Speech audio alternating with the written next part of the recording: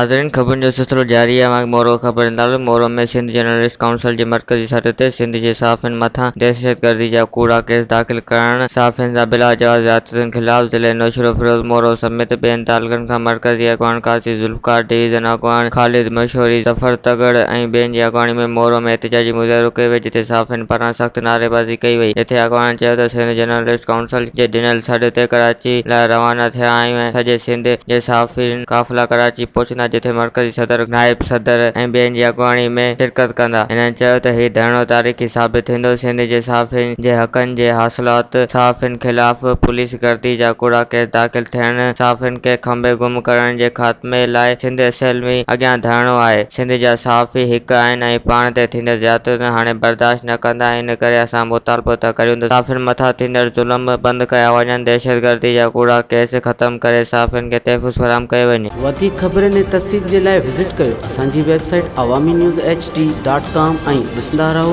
Awami news HD।